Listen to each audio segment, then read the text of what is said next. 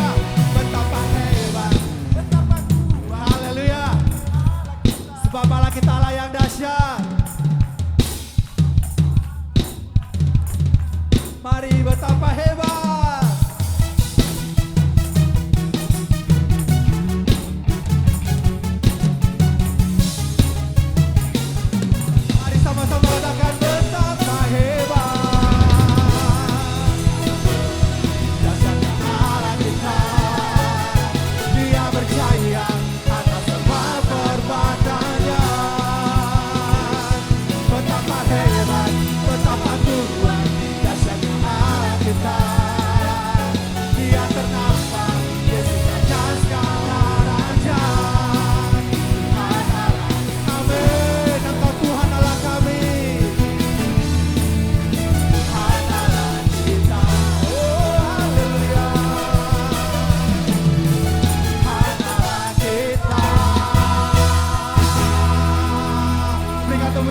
Tuhan kita. Haleluya, haleluya, haleluya. Ada kuasa di dalam nama Yesus. Berikan tepuk tangan bagi Tuhan kita. Haleluya.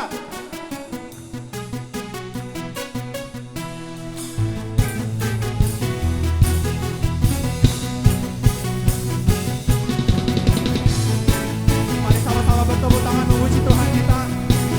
Sebab ada kuasa di dalam nama Yesus.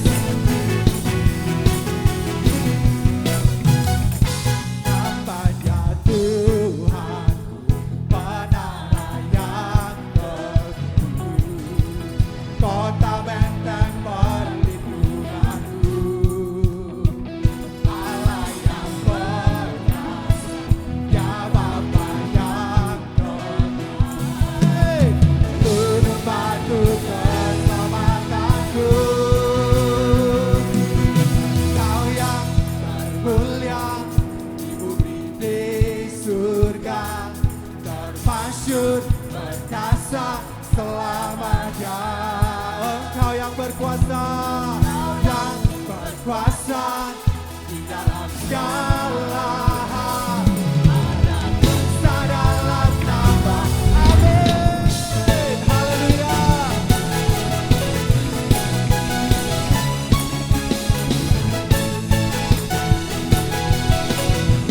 Mari sama-sama katakan namanya Tuhanku.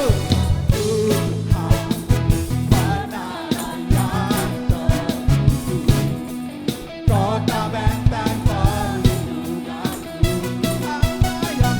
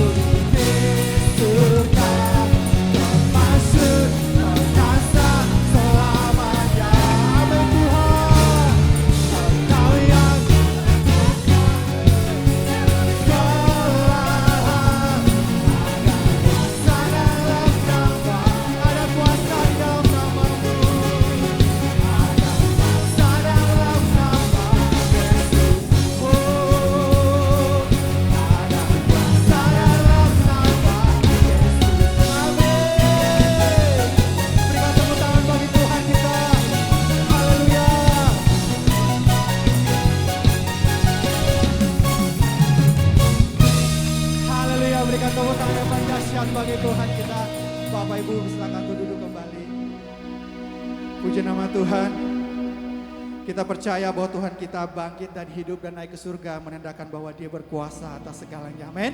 Kita percaya bahwa Tuhan juga yang akan berkuasa mengendalikan setiap kehidupan kita. Apapun yang kita alami, Tuhan punya kuasa untuk mengubah segala sesuatu menjadi kebaikan bagi setiap kita. Amin Bapak Ibu. Puji nama Tuhan. Saatnya kita akan mendengarkan firman Tuhan pada siang hari ini. Mari siapkan hatimu, siapkan pikiranmu untuk kebenaran firman Tuhan. Biarlah setiap hati kita mencari tanah yang subur, agar setiap benih firman ditaburkan itu boleh bertumbuh berakar, bahkan berbuah manis, berbuah tetap dalam hidup kita. Haleluya.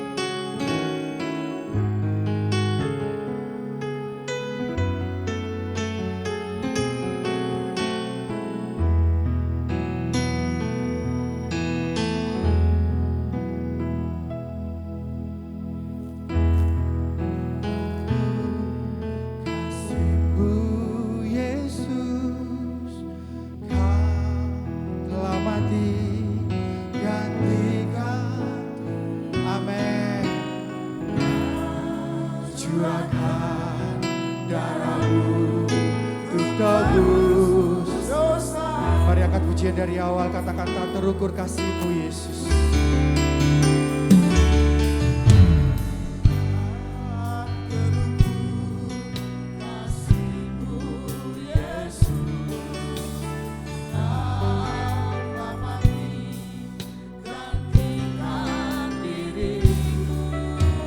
Curahkan darah-Mu Tuhan.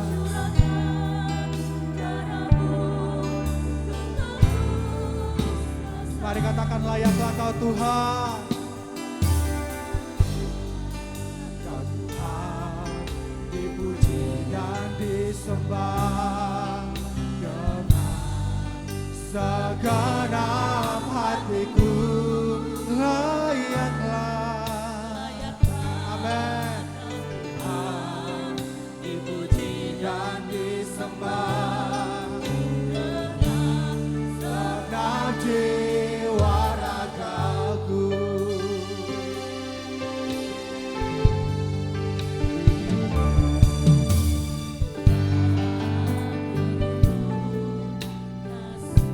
Benar Tuhan, tak terukur kasih-Mu bagi setiap kami Bapa. Matian-Mu bukti kasih-Mu yang luar biasa dalam hidup kami.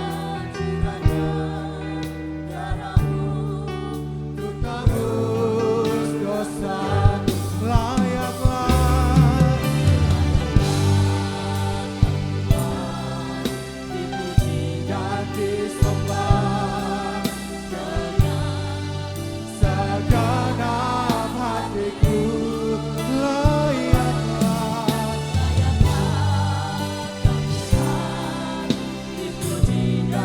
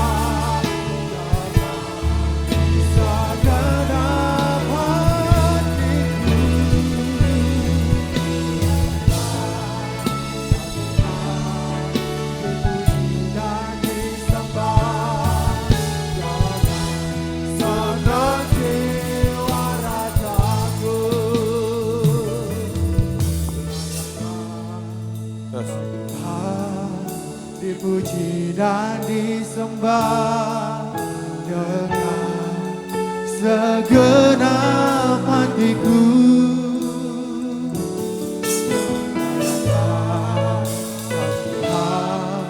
Dipuji dan disembah dengan segenap jiwa. Mari katakan lebih sungguh lagi, layaklah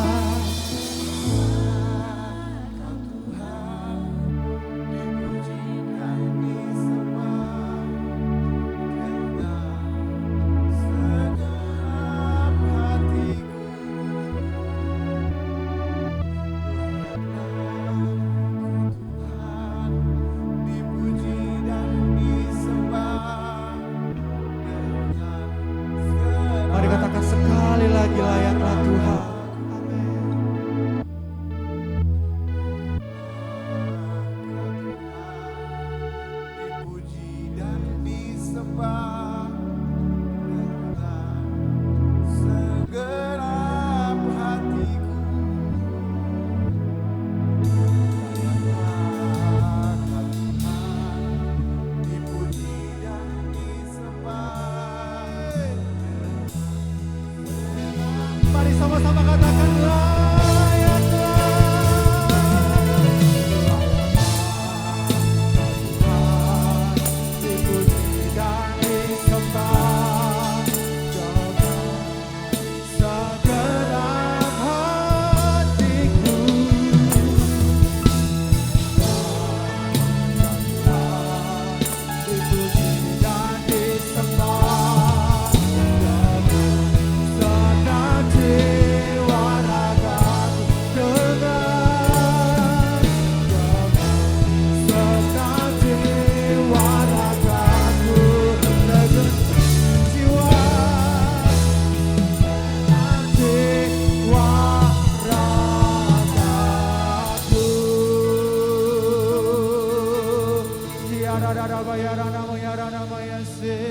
haleluya.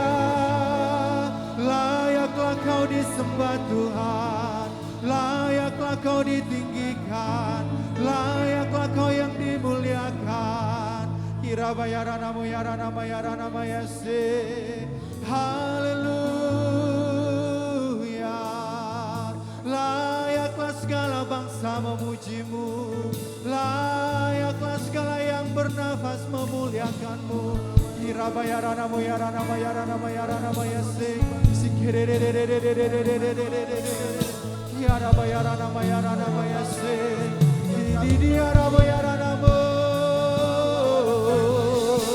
Layaklah Tuhan.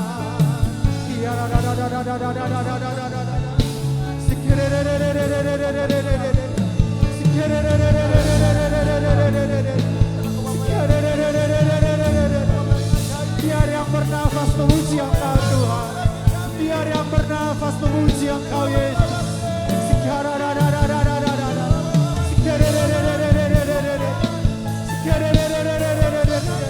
Amin, amin. Oh haleluya.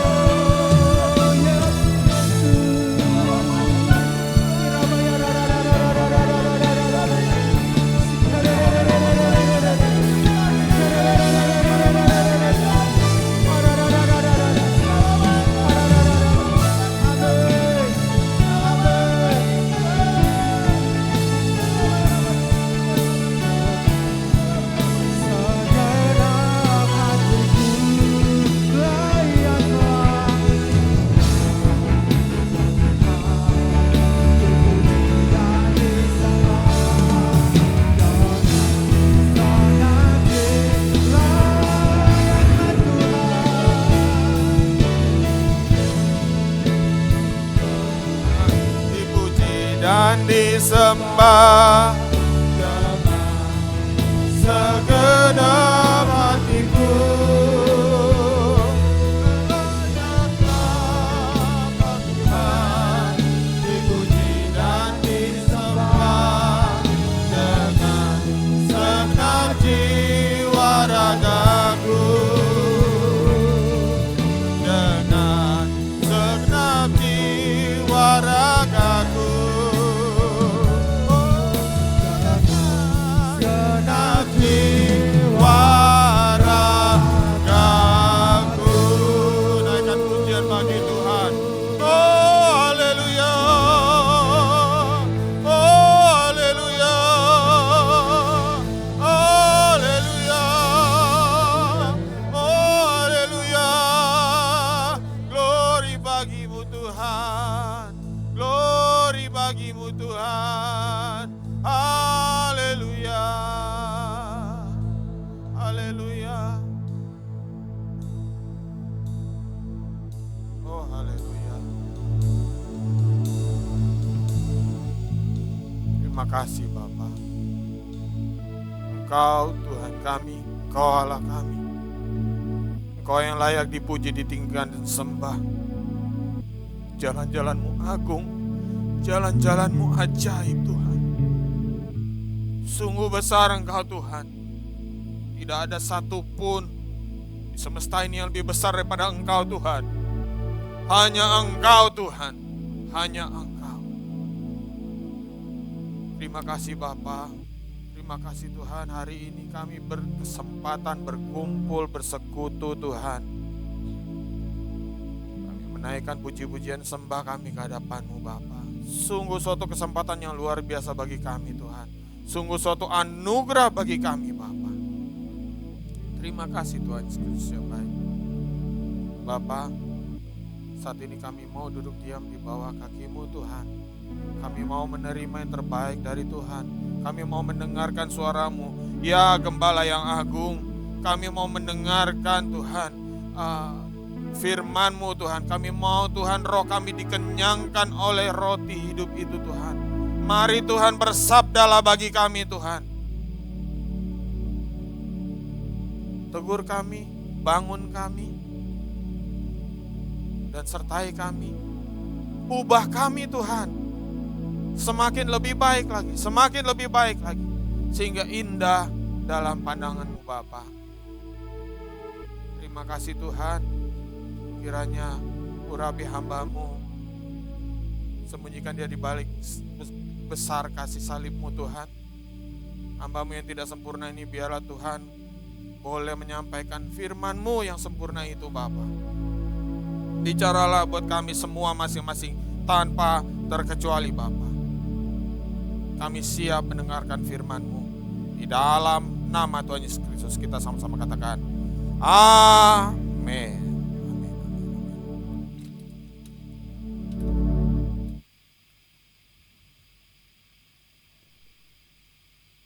Puji Tuhan, shalom. Shalom Bapak Ibu yang dikasih Tuhan.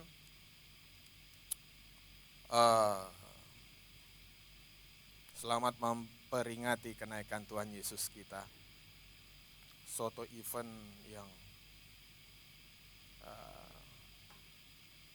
menurut saya sering orang Kristen menganggap sebelah mata.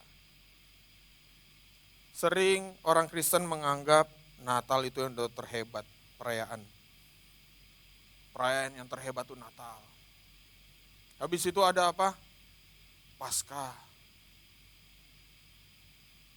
Kemudian seakan-akan memperingati setiap karya Kristus itu mengalami degradasi. Natal yang hebat-hebatan, jor-joran, karena habis itu tahun baru ya kan. Wah segala macam dibuat. Habis itu apa? Paskah, memperingati kematian Kristus dan kematian Tuhan Yesus dan Paskah kebangkitannya. Tapi saya kok sering melihat ketika kita memperingati event yang satu ini, kenaikan Tuhan Yesus ke sorga, rasanya kok gelegarnya nggak ada ya. Kayak biasa aja gitu. Padahal Bapak Ibu, saya mau sampaikan bahwa karya Kristus di kayu salib itu merupakan salah satu bagian. Kalau saya mau boleh sampaikan, ada 6 event atau peristiwa yang secara teologis kita orang-orang percaya Kristus harus selalu mengingatnya. Yang pertama sudah jelas kelahiran Kristus, kemudian kematiannya, the death of Jesus Christ, Jumat Agung kita peringati. Kemudian kebangkitannya, 3 hari setelah kematiannya dia bangkit.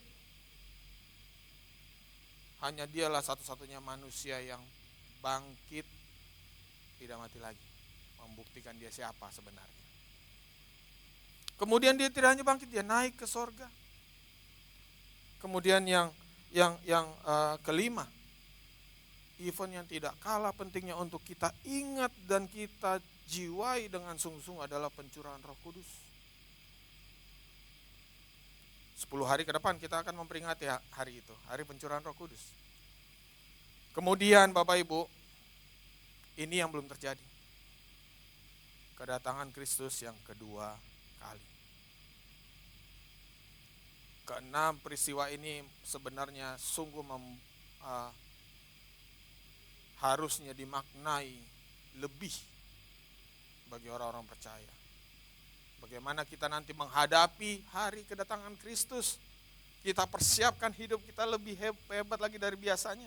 Dari hidup kita yang lama. Kita persiapkan sungguh-sungguh untuk datangnya Raja di atas segala raja yang kedua kali. Bapak Ibu yang dikasihi Tuhan, ketika Allah bertindak atau berbuat atau melakukan segala sesuatu, selalu pasti dengan tindakan yang spesifik dan jelas. Dia tidak abu-abu. Tegas nyata dalam setiap karyanya. Allah punya tujuan yang spesifik mengapa ia harus turun ke dunia.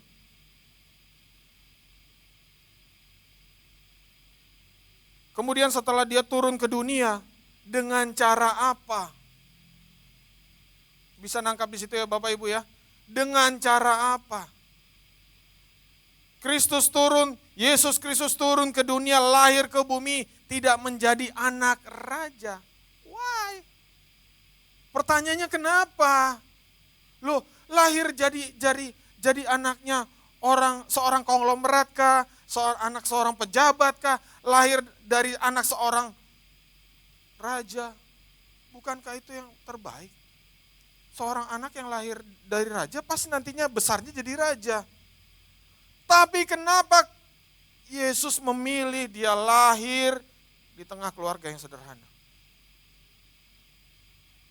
Dengan fasilitasnya mewah? Tidak.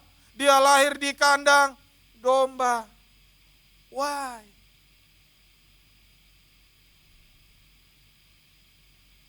Dan kemudian karena kehidupannya yang banyak orang katakan biasa aja.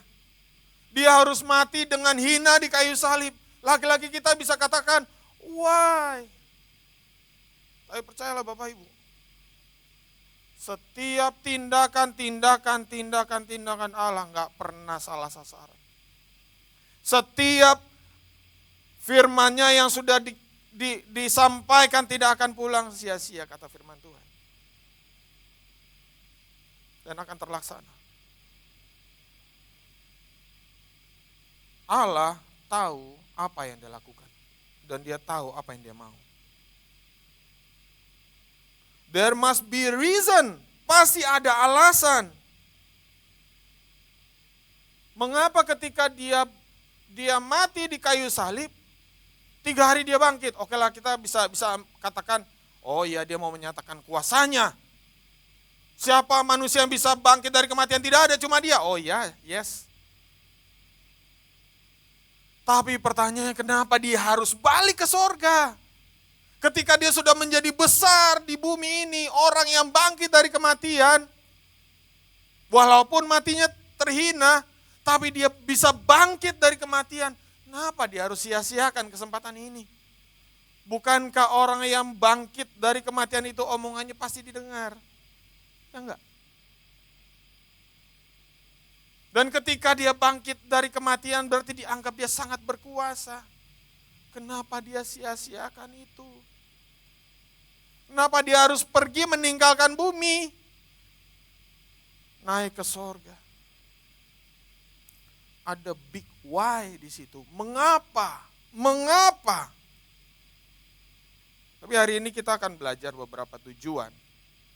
Mengapa Yesus harus kembali ke surga? Bapak Ibu yang dikasih Tuhan, mari kita buka Alkitab kita di dalam Yohanes 14 ayat 1 sampai 3. Yohanes 14 ayat 1 sampai 3. Yohanes 14 ayat 1 sampai 3. Demikian bunyinya. Janganlah gelisah hatimu, percayalah kepada Allah, percayalah juga kepadaku. Di rumah Bapakku banyak apa? Tempat. Wow. Banyak tempat tinggal. Jika tidak demikian tentu aku mengatakannya kepadamu. Sebab aku pergi ke situ untuk menyediakan tempat bagi siapa? Bagi saya dan saudara kita semua. Lanjut. Aku akan datang kembali dan membawa kamu ke tempatku, supaya di tempat di mana aku berada, kamu pun berada. Lanjut.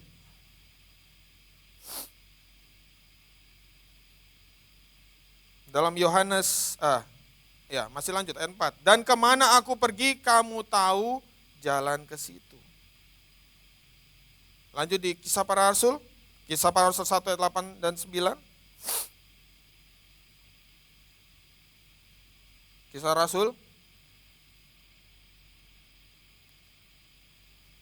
Kisah Rasul 1 ayat 8 dan 9.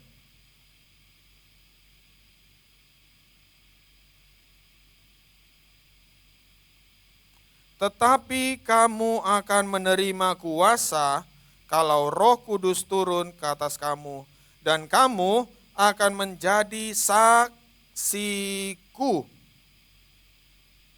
di Yerusalem dan di seluruh Yudea dan Samaria dan sampai ke ujung bumi. Sesudah ia mengatakan demikian terangkatlah ia disaksikan oleh mereka dan awan menutupnya dari pandangan mereka. Amin. Bapak Ibu dikasih Tuhan, tujuan mengapa Kristus harus kembali ke sorga, yang pertama,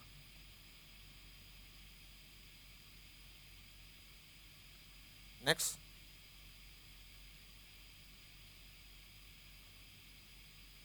Tujuan pertama adalah menjadi pembela kita. Roma 8 ayat 33 ayat 35. Roma 8 ayat 33 dan sampai 35. Demikian bunyinya. Siapakah yang akan menggugat orang-orang pilihan Allah? Allah yang membenarkan mereka. Siapakah yang akan menghukum mereka? Kristus Yesus yang telah mati, bahkan lebih lagi, yang telah bangkit, yang juga duduk di sebelah kanan Allah, yang malah menjadi pembela bagi kita. Siapakah yang akan memisahkan kita dari kasih Kristus? Penindasan, atau kesesakan, atau penganiayaan, atau kelaparan, atau ketelanjangan, atau bahaya, atau pedang?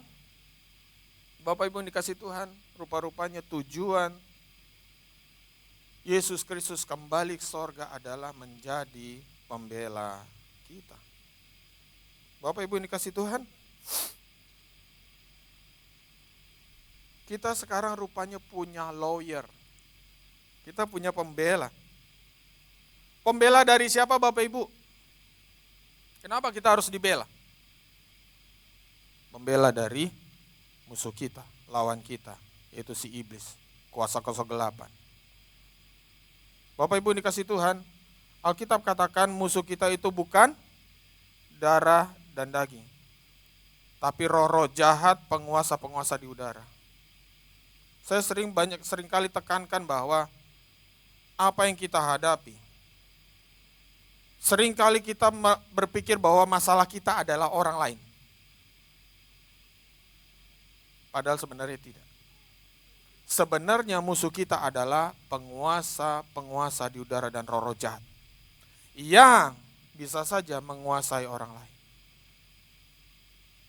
Dan akibatnya apa? Bisa membuat masalah buat kita. Tetapi ketika Kristus naik ke sorga, dia aktif membela kita. Makanya saya sangat yakin Bapak Ibu, saya sangat yakin penderitaan kita belum bisa disamakan dengan penderitaan Ayub. Ada yang tahu penderitaan Ayub? Dia sangat menderita sekali Bapak Ibu. Sangat menderita. Apa semua hal yang kita takutkan di dunia ini menimpa dia. Dan naturnya si musuh ini, si lawan kita ini adalah dia suka menjatuhkan kita. Dia suka membuat kita terlihat jelek di hadapan Tuhan. Dia suka menuduh kita. Makanya kita sering diingatkan oleh masa lalu kita. Padahal Kristus selalu mengingatkan jati diri kita sebenarnya. Tuhan Yesus selalu memberitahu bahwa kita ini anaknya. Kita ini diciptakan sesuai dengan gambarnya.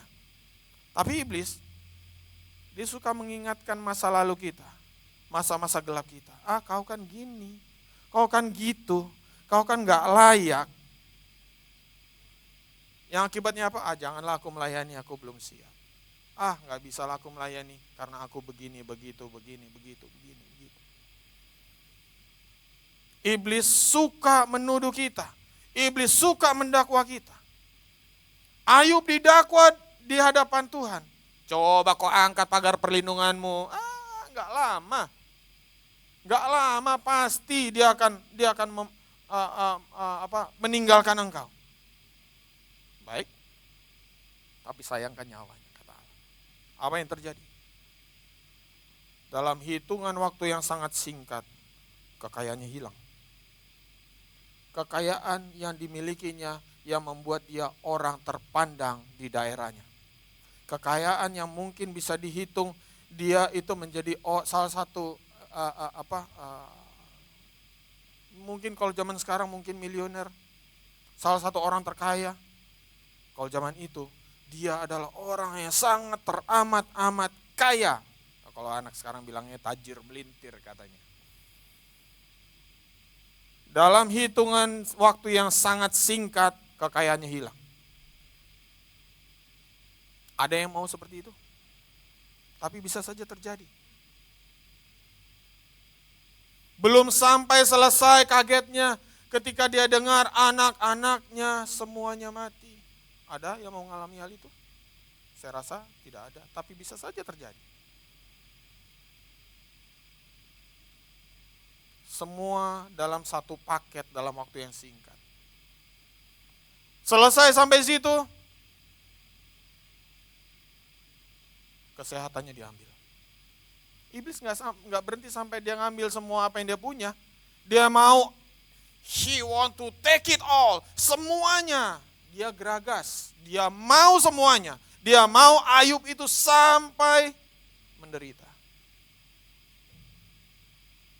Dan Ayub ditimpa borok yang begitu mengerikan. Sangat mengerikan. Penuh dengan bara di sekujur tubuhnya. Alkitab katakan dari batu kepalanya sampai kaki. Ada yang suka berani mengalami hal itu? Pasti tidak, tapi bisa saja terjadi. Sampai situ selesai? Tidak. Iblis tidak saja mendakwa dia, tapi dia juga memprovokasi istrinya. Sudahlah kutuki Tuhan, matilah kau, biar kau mati. Selesai sampai situ? Ayub tetap berjuang. Selesai sampai situ? Enggak. Sahabat-sahabatnya datang. Wah, orang-orang yang merasa hebat. datang dan mulai menuduh, kau si Ayub, kau si Ayub, kau si Ayub. Saya bayangkan Ayub dengan begitu menderitanya harus menerima tuduhan demi tuduhan, demi tuduhan, demi tuduhan. Sambil mungkin dia menggaruk kulitnya. Alkitab katakan dia harus menggaruk setiap jadi barahnya itu seperti borok. Kalau Bapak Ibu pernah melihat bubur dipanaskan sampai berbuih-buih. Nah itulah keadaan kondisi kulit Ayub dari ujung kepala sampai ujung kaki. Alkitab katakan dia harus ambil beling untuk menggaruk setiap gatal di tubuhnya. Garuk pakai tangan udah gak mempan Bapak Ibu, pakai beling. Bayangkan dia sudah mengalami hal itu, dia dilucuti secara ekonomi dan sosial. Orang-orang terdekatnya dia pikir bisa menyokongnya, ternyata tidak.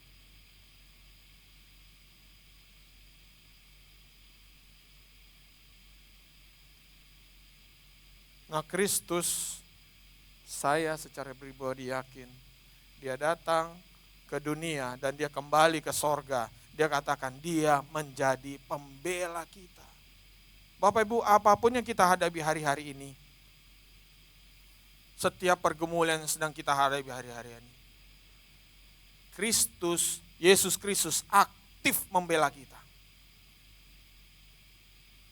Yesus Kristus aktif membela kita. Sehingga apa? Kita disayangkan. Kita disanggupkan.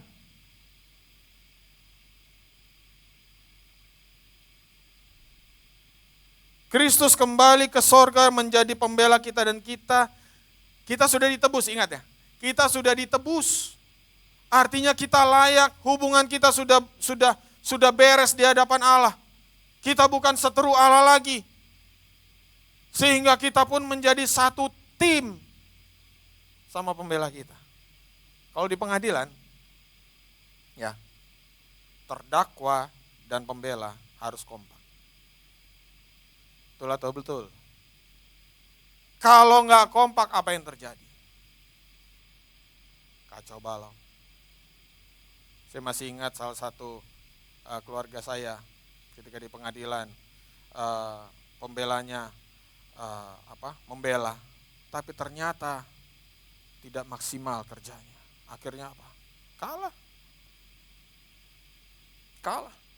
Karena tidak maksimal kerjanya dan tidak ada sinkronisasi, tidak ada kerjasama yang baik. Tapi ketika dia jadi pembela kita dilayakkan di hadapan Tuhan. Wow. Jadi makna Kristus kembali ke sorga itu yang pertama, supaya kita sanggup. Karena apa? Dia jadi pembela kita. Supaya apa? Kita lebih dari apa? Orang-orang yang menang. Kristus sudah mati di kayu salib demi kita. Yang menang siapa?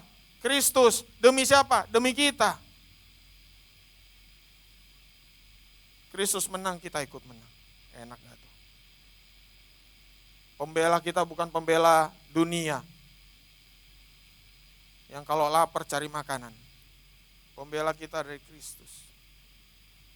Makanya sering kita dengar firman Tuhan katakan, ampuni, maka engkau diampuni. Jika kita mengampuni orang yang bersalah kepada kita, Tuhan yang bela kita. Masalahnya kalau kita nggak ngampuni, Tuhan nggak bisa membela. Loh gimana caranya?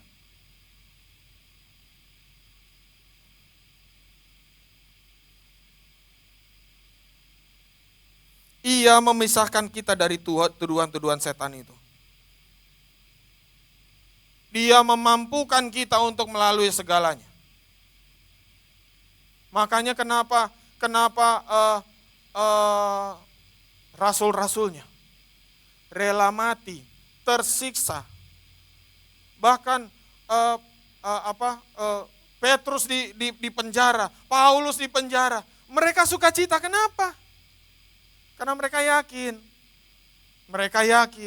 mereka dibela oleh Tuhan. Dan mereka yakin bahwa penderitaannya itu dipandang layak oleh Tuhan. Karena apa? Kristus lebih dulu menderita. Saat ini pengikut Kristus menderita oleh karena Kristus, mereka malah bahagia.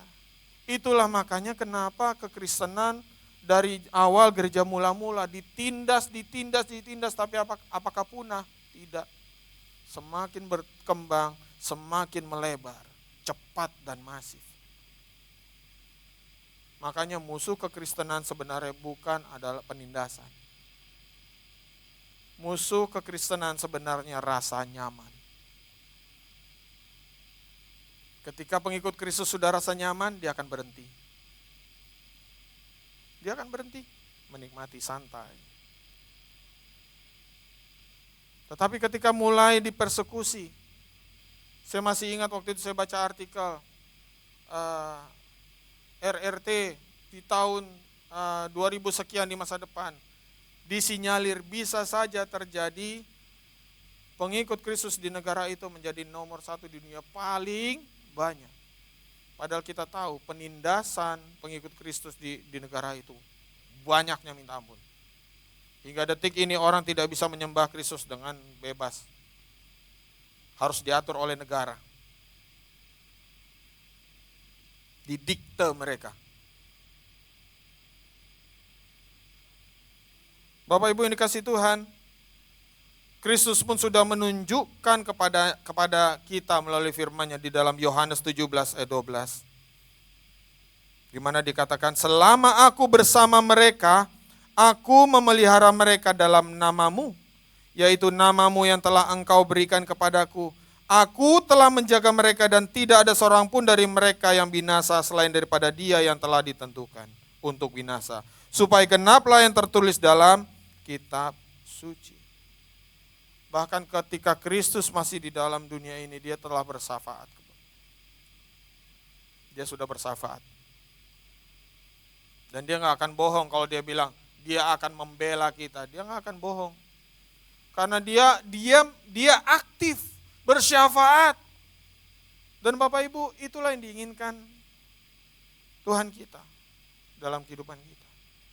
Kalau dia aktif membela, bersyafaat buat kita, kita pun harus aktif bersyafaat buat orang lain. Amin. Jangan pikirkan diri sendiri aja. Jangan hanya karena, aku mengalami ini. Bapak Ibu yang dikasihi Tuhan, saya baru sampaikan tadi sama Ibu Siombing. Semua orang punya pergumulan, betul? Tapi tidak semua orang mau bergumul. Ya. Semua orang punya pergumulan, tetapi tidak semua orang mau bergumul. Bergumul dengan Tuhan. Naikkan syafaat, naikkan doa. Korbankan waktu untuk Tuhan. Korban waktu yang terbaik buat Tuhan. Ketika kita masih fresh, kita masih segar, kita bangun di pagi hari. Bergumul. Seperti Yakub bergumul dengan Tuhan waktu itu. Dia takut bertemu dengan Esau. Dia bergumul dengan Tuhan. Sebenarnya Yakub itu pasti kalah. Dilawan Tuhan kok. Bergumul. Bergulat dia. Hanya satu dia minta. Berkati dia, jagai dia, berikan keselamatan. Sampai akhirnya Tuhan mengabulkan doanya. Bahkan Alkitab mencatat dia menang dari Tuhan. Menang ya, dalam artian dia menyatakan kerinduannya begitu dalam kepada Tuhan dan dia sampaikan, dia nyatakan dirinya, dia harus Tuhan berkati, Tuhan tolong. Dan dia benar, Yakub diberkati. Yakub yang namanya menjadi Israel, siapa yang tidak tahu? Berkat turun atasnya, ke atas keturunannya. Dia dijadikan bangsa yang besar. Bergumul. Bapak Ibu yang dikasihi Tuhan, mari kita jangan berhenti bergumul. bergumul terus. Memang rasanya menuruti rasa keengganan ini rasanya enak banget Bapak Ibu. Makanya ayat Alkitab yang mengatakan roh penurut tapi daging lemah itu bergaung terus dalam pikiran kita. Oh iyalah, kan daging gue lemah. Memang dagingku lemah kok, tapi sebenarnya aku nurut loh sama Tuhan loh. Ayat itu tidak diciptakan untuk mengiyakan kemalasan daging kita. Ayat itu sedang menunjukkan siapa kita sebenarnya. Karena daging kita lemah itulah makanya kenapa harus berjuang. Kalau kita katakan pikul salib. Itu dia. Bapak Ibu dikasih Tuhan, tujuan yang kedua, mengapa Kristus harus kembali ke sorga. Yang kedua adalah menyediakan tempat bagi kita. Buat saya itu adalah suatu statement yang unik. Saya disiapin tempat. Bapak Ibu, dalam statement itu saja saya sudah merasakan kasih Tuhan begitu besar. Siapa kita? Allah, pencipta semesta alam, menyiapkan tempat. Dari situ saja saya merasakan kasih Bapa yang begitu besar. Saya yakin sekali seorang bapak yang normal pasti mau menyediakan kebutuhan anaknya.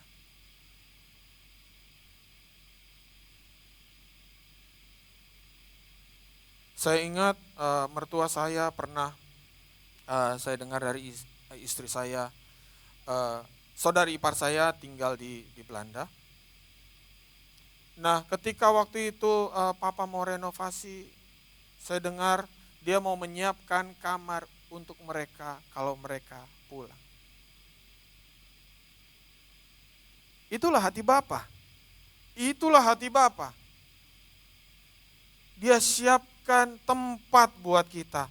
Kita bukan umat yang nanti kalau mati entah kemana. Kalau orang-orang ateis bilang kalau kita mati, kita itu seperti debu yang tertiup angin, hilang begitu saja menyatu dengan alam. Enggak, Tuhan kita enggak gitu. Tuhan kita begitu mengasihi kita. Makanya pengikut Kristus itu benar-benar istimewa haknya di mata Tuhan. Makanya kematian itu sudah tidak punya taji lagi ketika Kristus mati di kayu salib. Kalau Yesus Kristus mati dan bangkit di hari ketiga, kita pengikutnya pun akan bangkit lagi. Tidak akan mati selamanya. Makanya saya sering katakan, orang yang meninggal itu seperti kata firman Tuhan, hanya tidur. Cuma kalau orang meninggal itu yang bisa bangunkan cuma Tuhan. Dan Tuhan menyiapkan tempat. Oh, rasanya kayak baik sekali Tuhan itu. Di Yohanes 14 ayat 2 dan 3 katakan, di rumah Bapakku banyak tempat tinggal. Jika tidak demikian, tentu aku mengatakannya kepadamu. Sebab aku pergi ke situ untuk menyediakan tempat bagimu. Dan apabila aku telah pergi ke situ dan telah menyediakan tempat bagimu, aku datang kembali dan membawa kamu ke tempatku supaya di tempat di mana aku berada, kamu pun berada. Wow. Dia janji loh Bapak Ibu. Dia kembali ke sorga, dia siapkan tempat buat kita. Nggak disebutin sih ukurannya berapa, rumahnya kayak gimana, nggak disebutin sih. Luasnya berapa. Tapi Bapak Ibu dikasih Tuhan, saya berani yakin pasti lebih bagus dari rumah kita di dunia. Pasti, saya sangat yakin. Makanya kematian itu bukan hal yang menakutkan lagi buat orang percaya.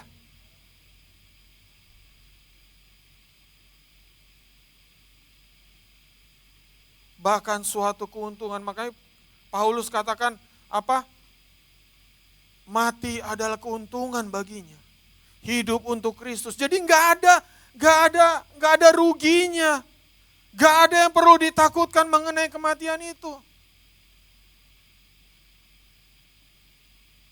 Maka saya katakan, kalaupun saya harus operasi bypass, tapi belakangan Tuhan bukakan mata saya bilang, Tuhan, saya harus bergumul. Tuhan, kalau boleh Tuhan bukakan dengan kuasa-Mu setiap saluran-saluran di jantung ini. Tanpa operasi. Karena saya setelah hitung-hitung, waktunya juga yang dibutuhkan banyak. Untuk pemulihan pun juga waktunya banyak sekali. Banyak waktu yang terbuang. Belum lagi biaya. Kalau boleh Tuhan bukakan. Tapi waktu itu saya punya keyakinan. Kalaupun saya dipanggil Tuhan, ya ampun, gak ada ruginya. The moment saya tutup mata, saya buka mata, saya tahu ada di mana. Itu keuntungannya orang Kristen. Itu keuntungannya pengikut Kristus. Tidak pernah ada lagi keraguan. Akulah jalan, kebenaran, dan hidup. Tidak ada satupun orang yang sampai kepada Bapa kalau tidak melalui aku. Kita sudah dijamin. Kalau kita menjalani jalan yang diberikan, yaitu jalannya Kristus, kita sampai kepada Bapa, kita nggak kesasar. Kita nggak kesesat, kita nggak nanya-nanya lagi di jalan. Kemana jalannya? Kemana? Nggak tahu.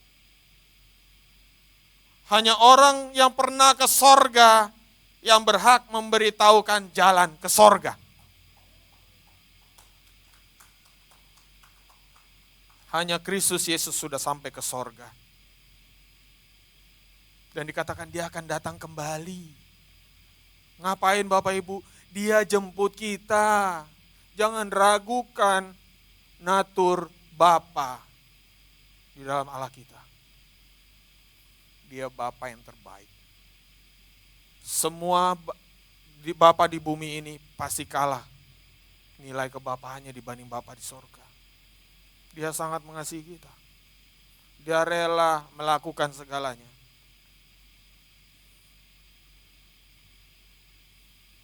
Kenaikan Kristus ke sorga adalah suatu jaminan. Tahu ya artinya kalau jaminan ya? Kalau iklan, saya lupa iklan zaman dulu TVRI kalau nggak salah. Jaminan mutu. Artinya apa? Mutu terjamin. Bisa diandalkan kebenarannya. Bisa diandalkan kepastiannya. Itu jaminan. Dengan kenaikan Kristus ke sorga menjadi jaminan buat saya dan Bapak Ibu sekalian. Jerih lelah kita di dunia ini tidak akan sia-sia. Kesetiaan kita mengiring Kristus tidak akan sia-sia. Menjadi jaminan masuk ke kekekalan. Makanya saya katakan, event atau peristiwa kenaikan Kristus ke sorga ini juga penting dan sebenarnya sangat heboh. Dan sangat harusnya kita memang peringati itu dengan sungguh-sungguh.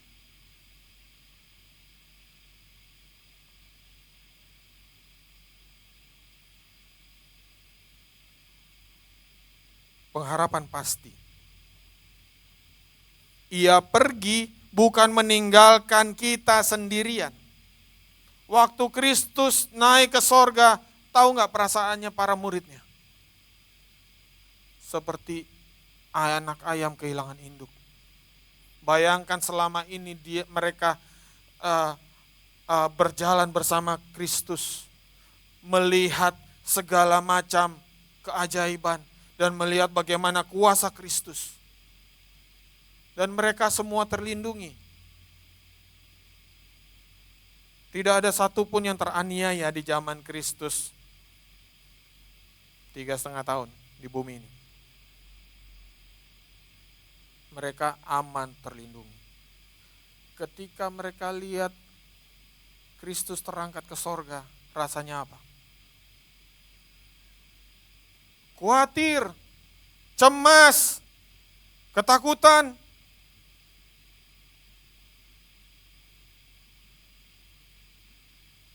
Bapak Ibu dikasih Tuhan, maka dari itulah dia katakan, dia mengutus Roh Kudus. Masuk ke tujuan ketiga. Mengapa Kristus kembali ke sorga? Karena dia mau mengutus Roh Kudus. Yohanes 14 ayat 16 dan 17 katakan begini. Aku akan minta kepada Bapa dan ia akan memberikan kepadamu seorang penolong yang lain, supaya ia menyertai kamu selama-lamanya. Wow, sampai kapan Bapak Ibu? Selama-lamanya. Gak ada putusnya, gak ada akhirnya, gak ada endingnya. Bapak kita di dunia ini aja ada masanya. Ini Roh Kudus akan menemani kita selama-lamanya. Yaitu roh kebenaran. Dunia tidak dapat menerima dia sebab dunia tidak melihat dia dan tidak mengenal dia. Tetapi kamu mengenal dia sebab ia menyertai kamu dan akan diam di dalam kamu. Wow, istimewa sekali Bapak Ibu. Kristus balik ke sorga dan dia menjanjikan ada satu pribadi yang akan menggantikan dia turun untuk menemani para murid-muridnya waktu itu dan juga kita saat ini. Dan sampai kapan? Sampai selama-lamanya.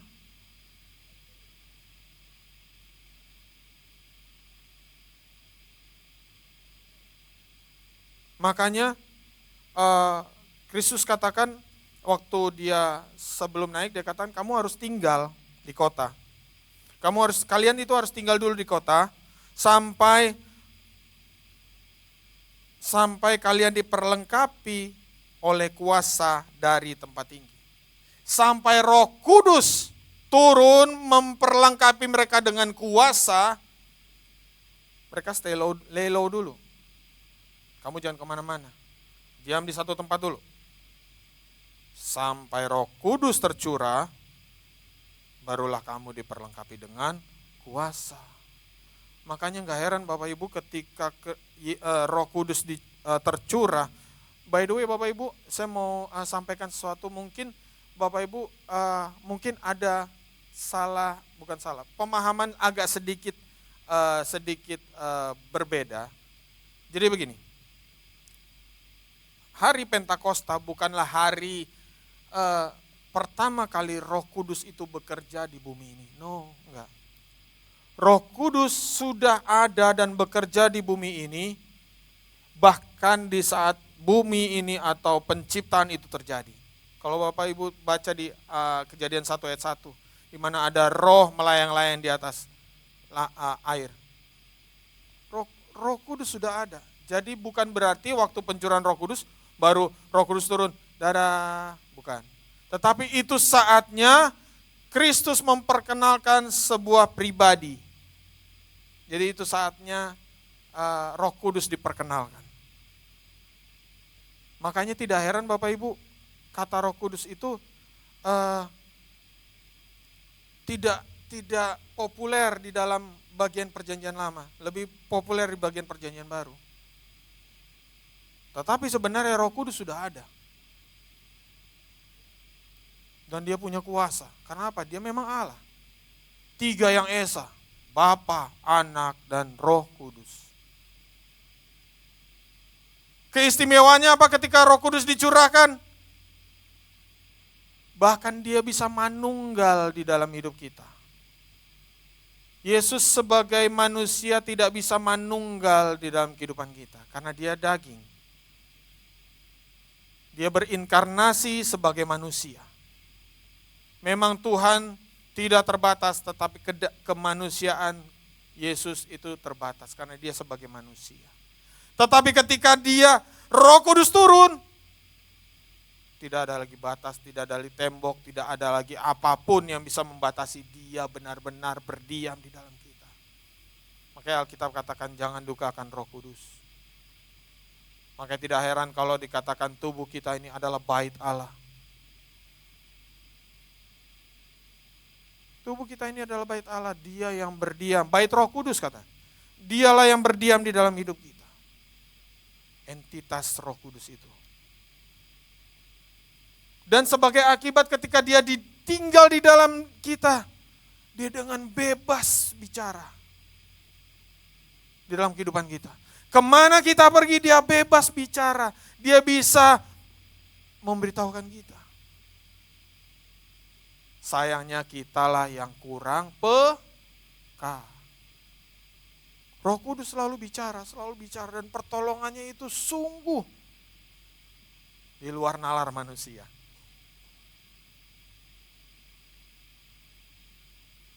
Berbicara tentang pertolongan, saya mau menyaksikan sedikit. Ini ada minggu lalu, Sabtu kemarin, waktu istri saya bawa firman di sini, waktu itu habis itu kita lead worship gitu. Rupa-rupanya istri saya sama anak saya itu pulang ke rumah, mereka biasa memang masak buat saya, buat anak-anak gitu. Terus bawalah omprengnya kan ke gereja gitu. Nah rupa-rupanya istri saya udah minta tolong anak saya, "Lah, matiin kompornya ya." Iya katanya. Pas kita lihat ternyata dia putar kompornya tapi tidak full. Jadi apinya masih menyala saudara. Apinya masih menyala. Ketika kami pulang itu udah berapa lama, itu udah berapa jam itu. Waktu kami pulang, rumah kami utuh. Rumah kami utuh, hanya pancinya gosong. Kalau nggak Tuhan yang jagain siapa lagi? Pertolongan Tuhan nyata kok. Pertolongan Tuhan nyata. Perlindungannya pun nyata dalam kehidupan kita. Kita tidak meminta pun Tuhan lindungi loh. Itulah kebaikan Bapa kita di sorga. Bapak Ibu yang dikasih Tuhan,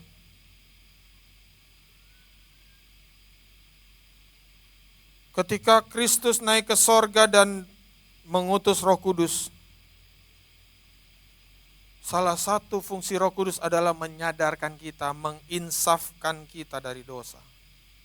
Jadi Bapak Ibu, kalau Bapak Ibu bisa sadar atau merasa tertuduh dalam suatu hal, aduh aku enggak.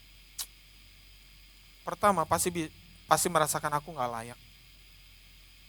Sebenarnya ketika kita merasakan tidak layak, itu sebenarnya pekerjaan Roh Kudus. Karena apa? Kita dikhususkan, kita dikuduskan. Ketika kita melakukan hal yang salah, kita merasa bersalah. Itulah Roh Kudus mengingatkan kita. Tetapi Roh Kudus sebenarnya mengingatkan kita tidak berhenti sampai situ. Bangkit, bertobat, jangan lakukan lagi. Kan begitu perkataan Kristus Yesus ketika berhadapan dengan orang-orang yang sakit. Pulanglah dan jangan lakukan lagi. Bertemu dengan perempuan Samaria, dia katakannya sama. Jangan berbuat dosa lagi. Roh Kudus diam di dalam kita. Artinya setiap saat dia aktif sebenarnya di dalam kita. Itulah yang membuat harusnya kita sadar, jangan berbuat dosa. Lain di dalam kita ini, Kristus, Yesus, Roh Kudus, Roh Allah tinggal di dalam kita. Ketika kita berbuat dosa, apakah dia meninggalkan kita? Enggak. Dia ada di situ. Tapi dia sedih. Dia sedih. Tapi apakah dia cuma sedih? Dia mengingatkan kita. Ayo.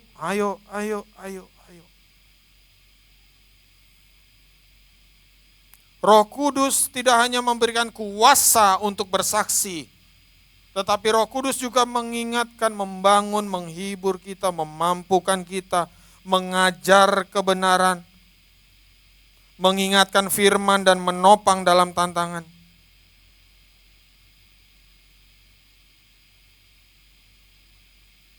Dan dia penghibur yang agung, Bapak Ibu.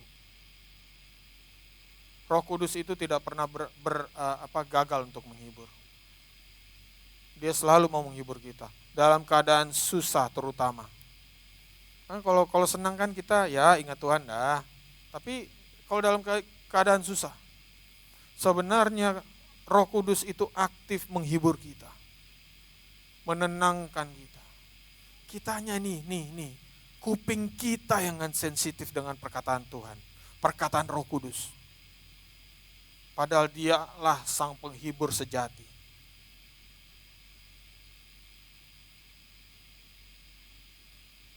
Maka dari itu Bapak Ibu, itu tujuan ketiga,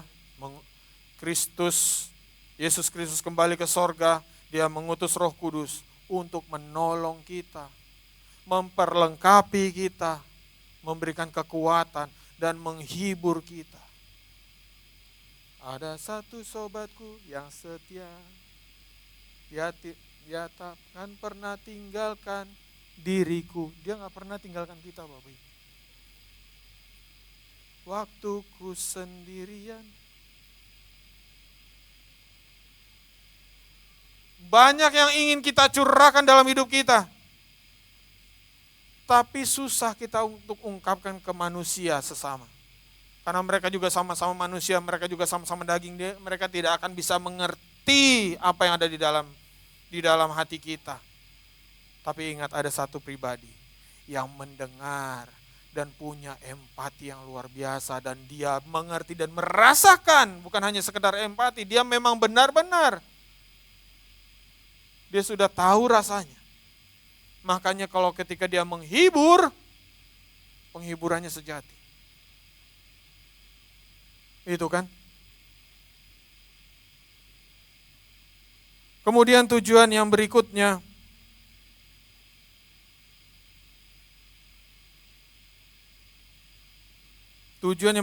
adalah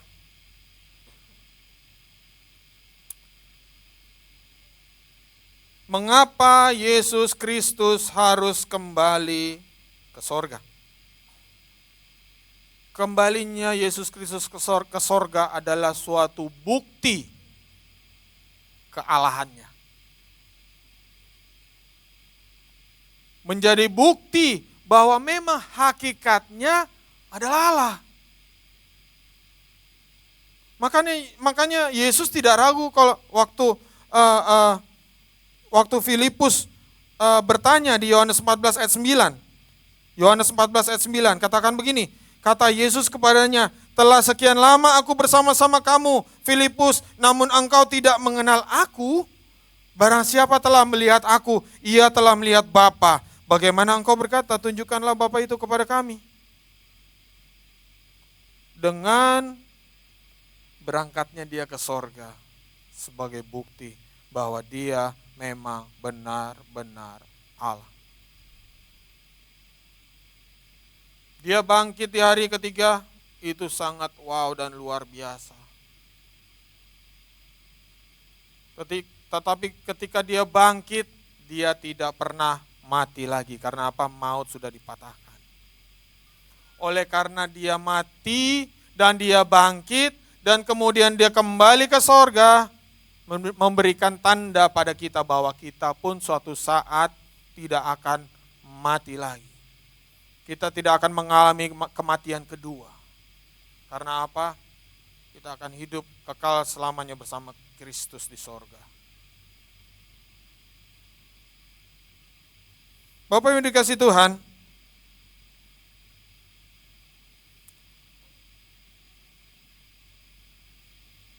kita coba flashback lagi ya. Bayangkan kalau Kristus tidak kembali ke sorga. Katakanlah dia bangkit di hari ketiga dan dia nggak balik lagi. Kira-kira menurut Bapak Ibu yang dikasih Tuhan, dia jadi apa? Yesus Kristus jadi apa? Dia bangkit di hari ketiga, dia orang yang tadinya mati, dia bangkit. Dia jadi apa?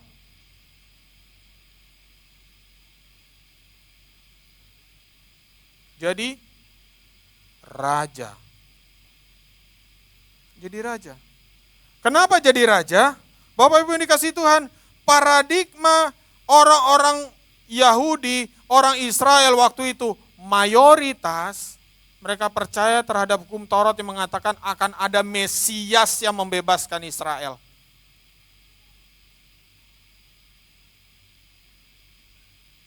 Yang katanya tidak akan mati selama-lamanya. Kan dia bisa bangkit di hari ketiga. Manusia yang tadinya mati dia bangkit. Artinya apa? Ketika kalau dia tidak kembali ke sorga, dia jadi apa? Raja. Dan waktu itu bangsa Israel sedang dijajah oleh kerajaan Romawi. Dan mereka sangat menantikan Mesias itu. Kalau saya katakan Mesias atau Kristo atau Kristus, itu julukan Bapak Ibu, bukan nama, itu julukan. Penyelamat artinya. Nah, penyelamat mereka itu tidak ada namanya. Mereka tidak tahu, tapi menurut profesi di kalangan bangsa Israel, bangsa Yahudi adalah nanti akan ada, menurut hukum Taurat akan ada penyelamat yang bangkit dan tidak akan pernah mati lagi. Yesus akan jadi raja. Makanya tidak heran Herodes begitu kebakaran jenggot ketika tahu katanya ada seorang raja lahir. Makanya dengan gemasnya dia orang Majus tidak datang lagi kepada dia. Dan akhirnya apa? Dia perintahkan, dia keluarkan dekret, bunuh semua bayi di tanah Israel. Karena dia dengar nubuatan itu. Dia was-was. Makanya ketika Yesus jadi raja di Israel, bahkan di bumi ini, saya mau tanya, kalau dia jadi raja, apakah dia bisa di kayu salib? Mati di kayu salib? Oh, presiden aja pas pampresnya berapa? Pasti dijagain ketat, nggak akan sampai. Kalau bisa nyamuk gak boleh nyentuh lah. Yesus tidak akan mati di kayu salib Bapak Ibu. Padahal salah satu unsur utama kita bisa ditebus dari dosa kita. Kita mengalahkan maut, kita menang dari maut, itu harus ada pengorbanan. Harus ada darah yang ditumpahkan, darah yang suci, yang lebih dari manusia. Manusia yang tidak punya cacat dan dosa harus dikorbankan. Gagal kan misinya kalau dia jadi raja di bumi? Pengorbanannya akan sia-sia. Bahkan murid-muridnya pun masih dalam detik-detik terakhir mereka pikir Yesus adalah calon raja mereka. Bila manakah engkau akan memulihkan kerajaan Israel, kata muridnya. Tuhan Yesus katakan, kau tidak perlu tahu itu. Bahkan Yesus mau naik ke sorga pun murid-muridnya masih seperti itu. Tetapi ketika mereka melihat Yesus berangkat ke sorga, terbukalah mata mereka. Baru tahu mereka bahwa inilah memang Raja alam semesta. Bukan raja politik Bapak Ibu. Yang mereka harapkan menjadi raja politik, punya kekuasaan politik.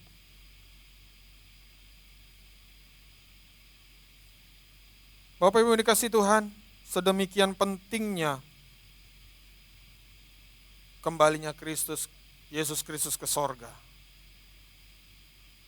Maka dari itu pengetahuan tentang tujuan Yesus yang sudah saya paparkan tadi.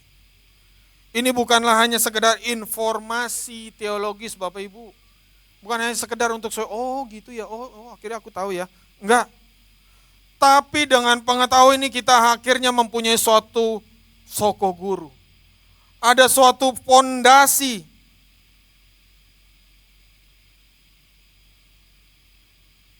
Next.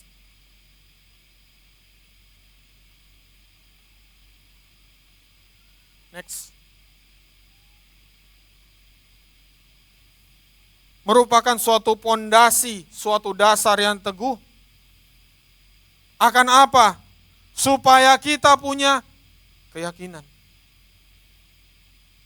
Kita semakin yakin berjalan bersama Kristus itu bukan hanya isapan jempol, bukan sekedar buang-buang waktu, bukan hanya sekedar hal yang remeh-temeh. Tapi kita semakin yakin bahwa kita jalan bersama Kristus, itu ada tujuannya. Bahwa rencana Allah pasti digenapi. Dan kembalinya Kristus ke sorga, itu mendatangkan suatu penghiburan.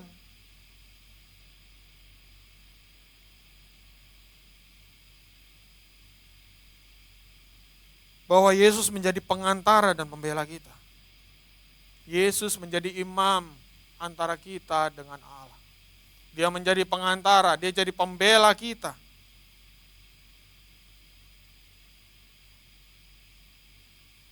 Sehingga kita pun tidak sembarangan hidup kita. Kita benar-benar menantikan kedatangan Tuhan yang kedua kali. Untuk apa? Menjemput kita. Menjalani hidup di dalam kekekalan. Dan kemudian memberikan kekuatan bahwa kita diberikan kuasa. Kita diberikan kuasa. Setiap apapun yang kita hadapi, kita sudah diberikan kuasa. Ketika Yesus mati di kayu salib, kita diberikan kuasa. Mengalahkan apa? Apapun yang sedang kita hadapi. Pergumulan, masalah apapun, kita diberikan kuasa. Sakit penyakit, kita diberikan kuasa.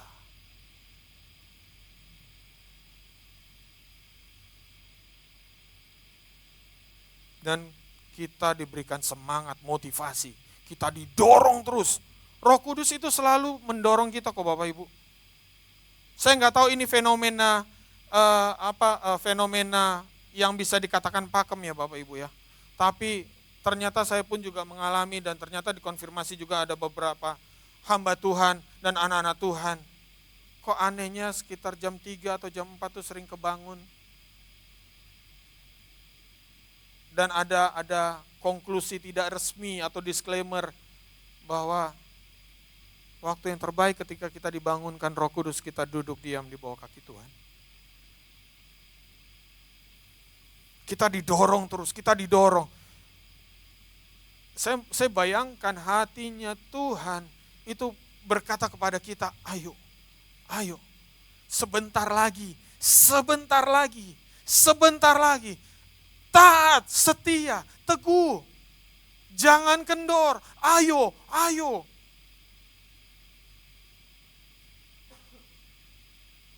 Sebentar lagi. Kita nggak tahu Tuhan Yesus Kristus datang kapan yang kedua kali. Tapi dikatakan dia datang sewaktu-waktu, tidak ada yang tahu. Tidak ada yang tahu Tuhan Yesus Kristus datang kali yang kedua. Tetapi kemarin juga saya sampaikan kan, waktu tidak akan menjadi sesuatu yang jahat bagi orang yang punya persiapan. Memang Yesus Kristus datang kali yang kedua betul dan kita nggak akan seperti tiba-tiba. Tetapi kalau kita siap selalu, makanya Injil selalu berkata bersiap siagalah, waspadalah, berjaga-jagalah. Supaya kita jangan kendor Bapak Ibu. Supaya siap ketika Yesus Kristus datang di awan-awan, kita siap. Kita tidak seperti gadis yang bodoh itu. 5 gadis yang bodoh. Yang harusnya dia mempersiapkan minyak pelitanya. Tapi dia kendor. Akhirnya apa? Ketika sang mempelai itu datang, dia gedor-gedor pintu sudah ditutup. Tuhan, biarkan aku masuk. Sesungguhnya aku tidak mengenal engkau. Kan itu mengerikan dan itu bukan hal yang ingin kita alami kan dalam akhir hidup kita Bapak Ibu. Kita menginginkan kita mendengarkan Tuhan katakan, syabaslah anakku, baik engkau hambaku, marilah masuk dalam perjamuan. Itu yang kita inginkan. Mari Bapak Ibu, biarlah hidup kita beralih fokus. Dengan hal ini, fokus kita harus beralih Bapak Ibu. Fokus kita bukan hanya dunia ini. Ya bukan berarti kita, oh yaudah fokus kita bukan dunia ini, ya udah nggak usah kerja. Enggak, maksudnya bukan begitu. Tetapi apapun yang kita kerjakan itu untuk Tuhan. Itulah fokus kepada Tuhan. Apa yang kita lakukan? Kita bernafas juga untuk Tuhan. Kita ngomong juga harus perkataan tentang Tuhan yang harus keluar.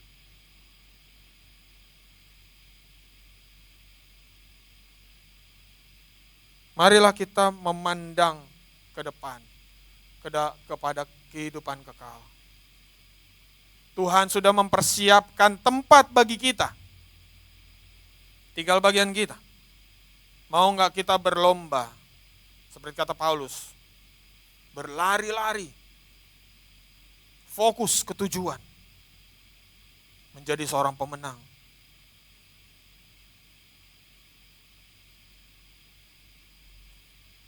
Terakhir, next.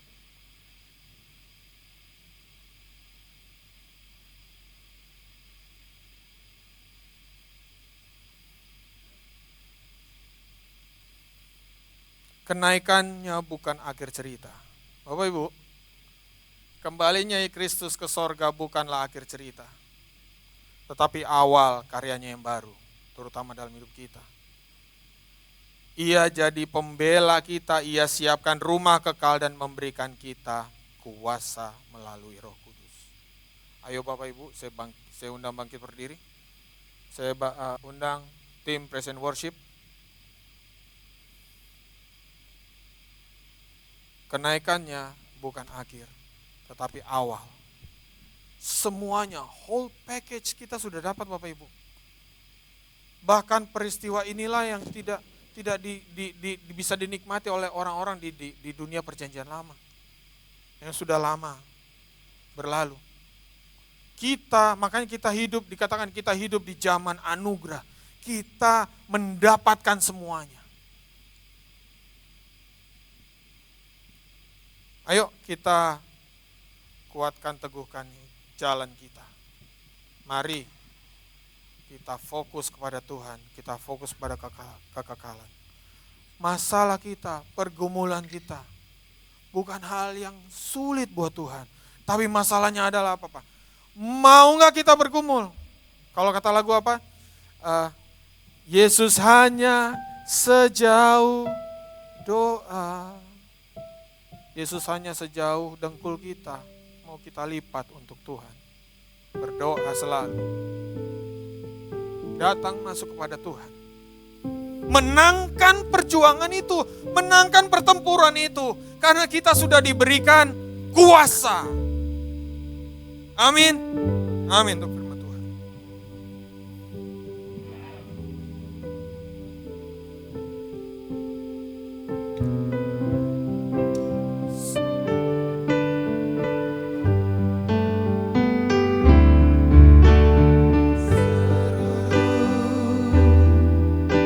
Memanggil namanya, berdoa dia akan segera menghampiri hidupmu.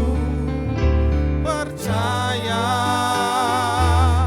Yesus tak jauh darimu, dia hanya sejauh doa.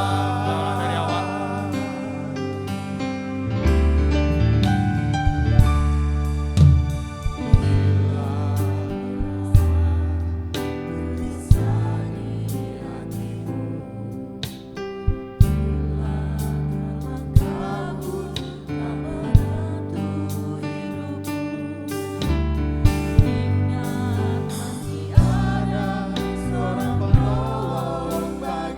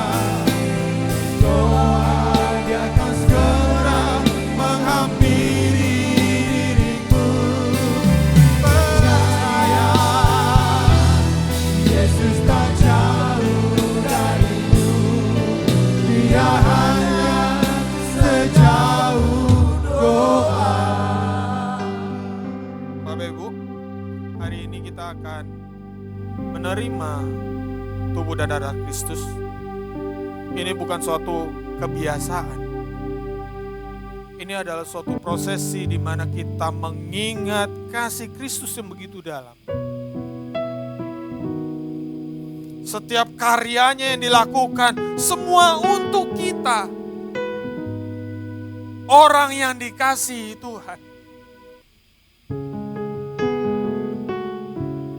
Kita akan menerima tubuh dan darah Kristus. Mari kita siapkan hati kita. Mendengarkan firman Tuhan.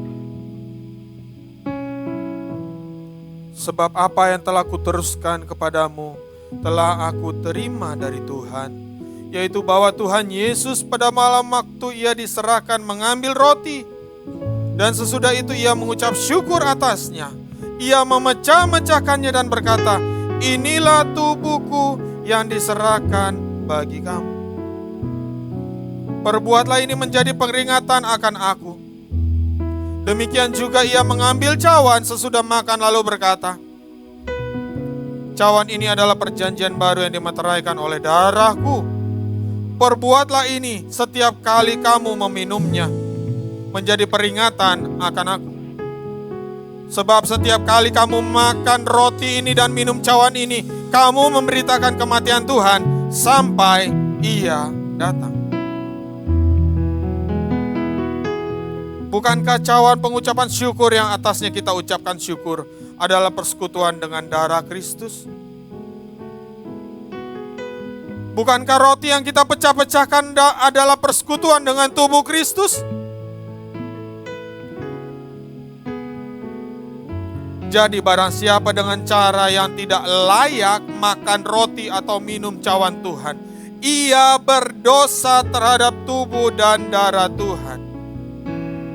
Karena itu hendaklah tiap-tiap orang menguji dirinya sendiri, dan baru sesudah itu ia makan roti dan minum dari cawan itu. Karena barang siapa makan dan minum tanpa mengakui tubuh Tuhan, ia mendatangkan hukuman atas dirinya.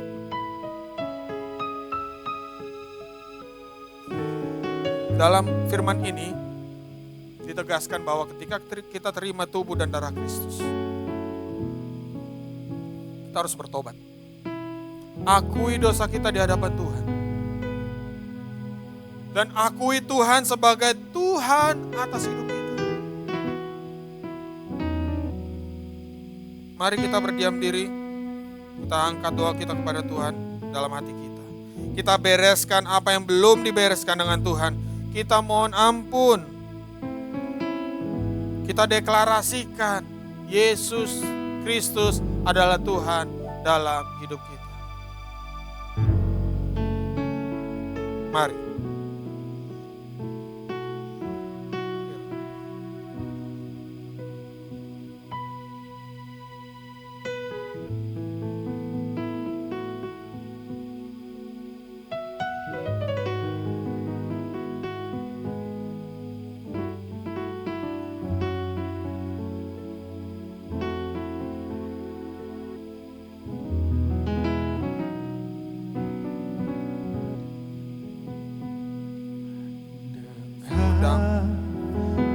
Para petugas perjamuan saya undang ke depan. Nyawamu kau tukar hidupku. Ini aku sepenuhnya milikmu. Akulah anak dengan darahmu. Darahmu kau tebus dosaku. Dengan nyawamu kau tukar hidupku. Ini aku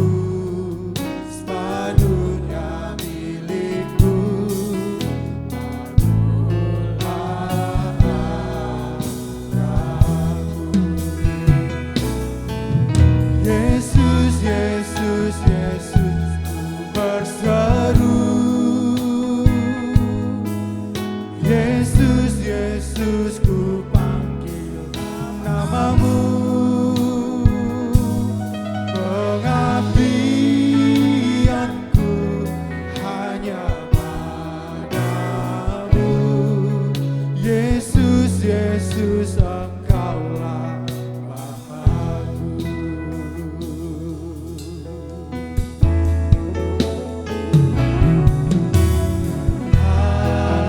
Darahmu kau tebus dosaku, dengan nyawamu kau tukar hidupku.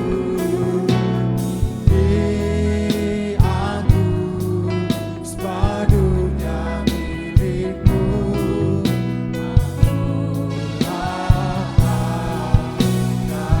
Yesus, Yesus, Yesus, ku berseru. Yesus, Yesus, ku panggil namamu. Pengabdianku hanya padamu. Yesus, Yesus, Engkaulah Yesus.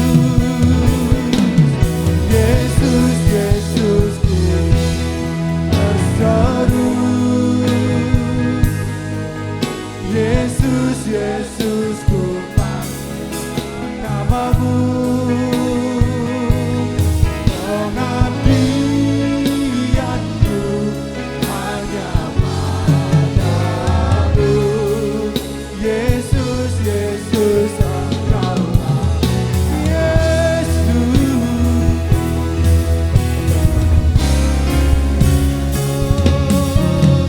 Yesus, Yesus, ku berseru. Yesus, Yesus, ku panggil namamu. Pengabdianku hanya padamu. Yesus, Yesus, Engkaulah Yesus.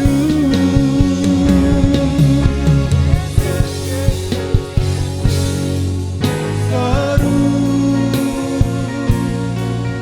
Yesus, Yesus, ku panggil namamu. Pengabdianku hanya padamu. Yesus, Yesus, Engkaulah Bapa-Ku. Pengabdianku hanya padamu. Yesus, Yesus, Engkaulah Bapa-Ku. Pengabdianku hanya padamu. Yesus, Yesus, Engkaulah Bapa-Ku.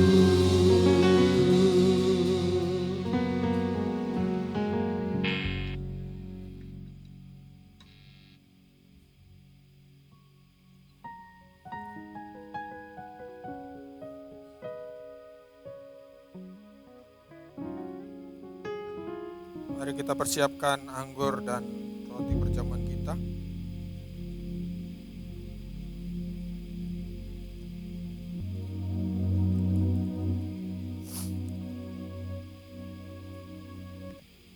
Bapak Ibu, di setiap roti perjamuan kita ada ayat yang saya yakin itu akan sangat berguna dalam kehidupan kita.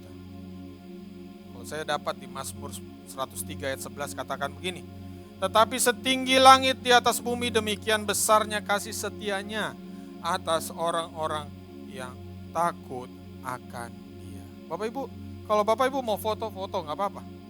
Sebelum ditelan foto, tapi itu dengan syarat aja Bapak Ibu. Bapak Ibu renungkan itu siang dan malam.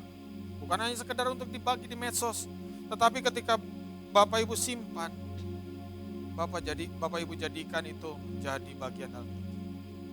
Mari angkat tubuh Kristus tinggi-tinggi.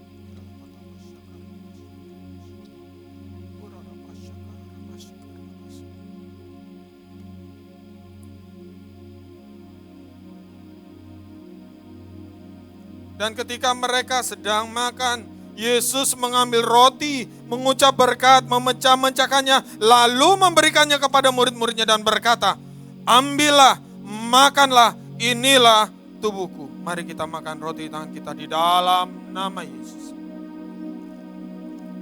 Terima kasih Tuhan. Terima kasih. Terima kasih untuk tubuhmu yang terpecah bagi kami, Bapak. Terima kasih Tuhan.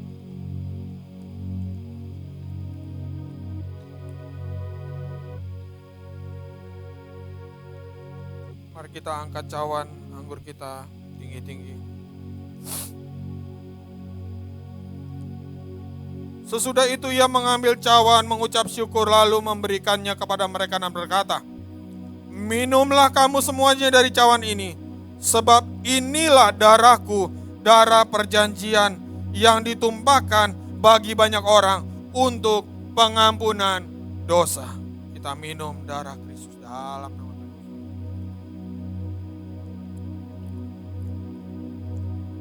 Yes. Haleluya. Ucap syukur pada Tuhan, naikkan sembahmu kepada Tuhan, naikkan puji-pujianmu kepada Tuhan. Karena darahnya, karena tubuhnya yang terpecah bagi kita, kita selamat. Terima kasih Yesus Tuhan, terima kasih Yesus Tuhan. Oh, haleluya. Haleluya. Oh, terima kasih Yesus Tuhan. Terima kasih Yesus Tuhan. Oh, haleluya. Haleluya. Oh, haleluya.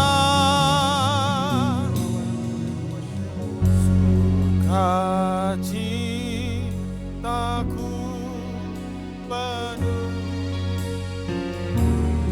Bermasmur